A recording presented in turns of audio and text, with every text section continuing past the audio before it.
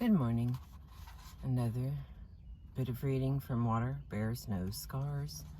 With this morning's sunrise, we are out at Bears Glen or Washington Irving South. Recent examples. Fred tells me that the work he put in yesterday on his accounts was totally wasted. His life is absolutely awful. He is a complete failure, worthless, suppressed by everything and everybody.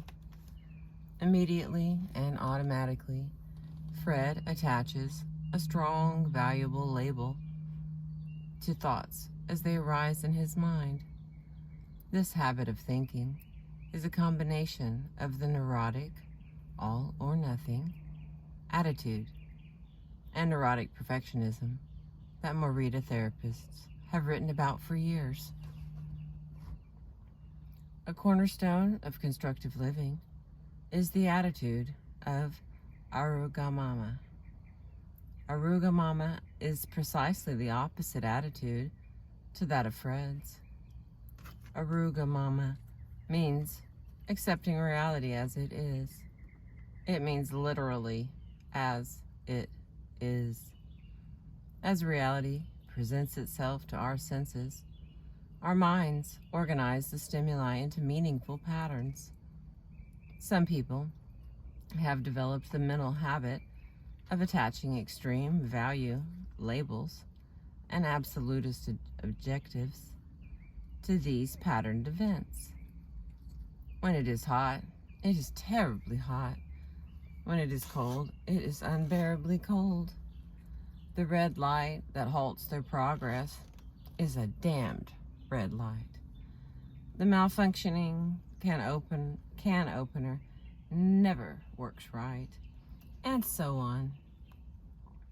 These poor habits of thought interfere with the readiness of the neurotic person to respond promptly and properly to the needs of the situation. Obstacles appear insurmountable. Setbacks seem devastating. Inconveniences become paralyzing. The first step in changing this unsatisfying orientation is to notice that it occurs. I frequently interrupt Fred's long, complaining monologues to point out his use of absolutes and strong value labels in his speech. Fred is a quick-minded fellow. He begins to notice them and point them out himself with a small smile of recognition. He begins joining the game of identification. Habits take time to break, just as they took time to form. So, Fred will fall back into neurotic thought patterns again and again before breaking through them. One of the techniques that will help Fred is to present him with new stimuli he hasn't already labeled and dismissed. Fred is self-employed. His business allows him to leave his office and warehouse when he wants. But in fact, he stays there. He practically lives there nearly all of his waking hours. I assign long walks, trips to the beach and to local parks, visits to nearby university research libraries. This novel inputs from reality will present Fred with the opportunity to develop the new habits of thinking that we talk about in our therapy sessions. Much of my work consists of saying the same things over and over again in novel ways, so as to hold the attention of my clients. Morita's theory is not so complex. It is a detailed application of the theory that makes minute attention and persistence. By using a variety of illustrations and analogies, I can hold the client's attention and reinforce the points of constructive living through repetition. Novelty and surprise are useful tools in getting my job done.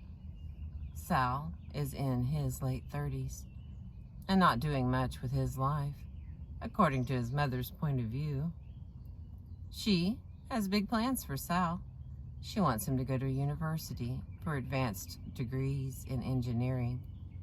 She wants him to wear a white shirt and tie to work in an office. Sal, on the other hand, enjoys working with his hands.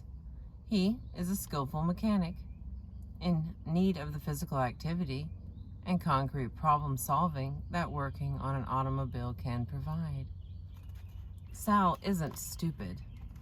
He realizes that he must do what he knows needs to be done, not what his mother has decided for him. He sometimes argues with her over the issue of his career. Sal tries to convince her that she should see things his way. After all, it is his life and his work that they are talking about.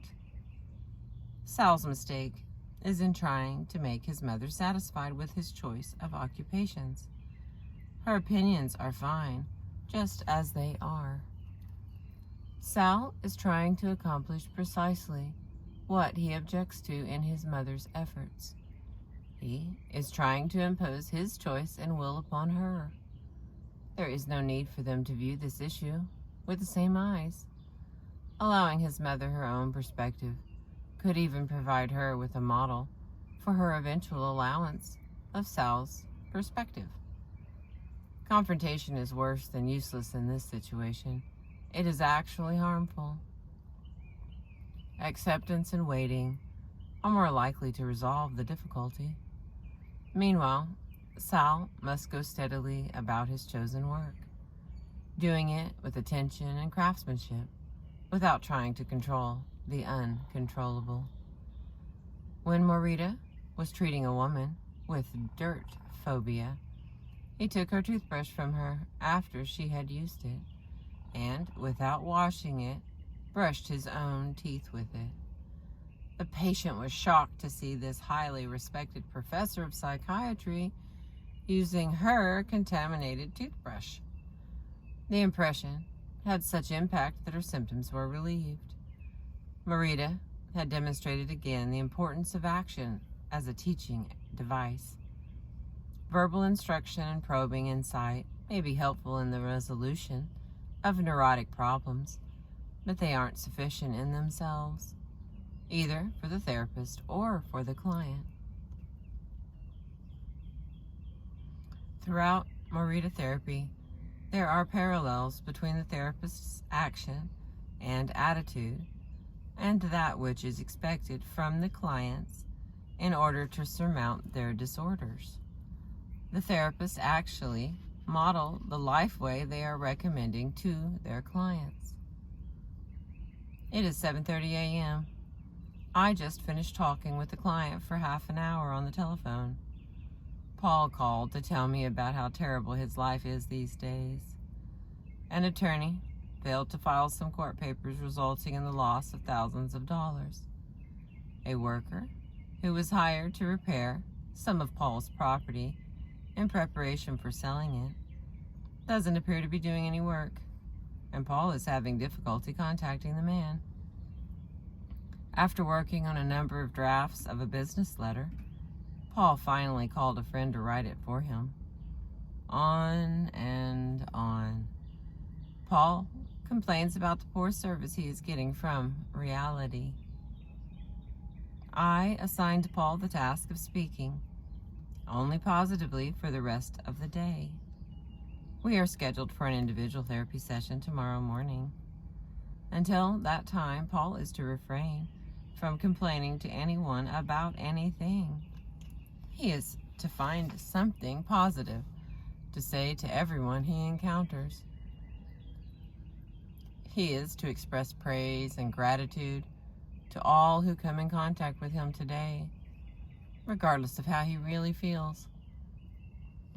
I instructed him to be an actor, to play a part until the part becomes his reality. I am instructing Paul to bottle up his dissatisfaction rather than expressing it.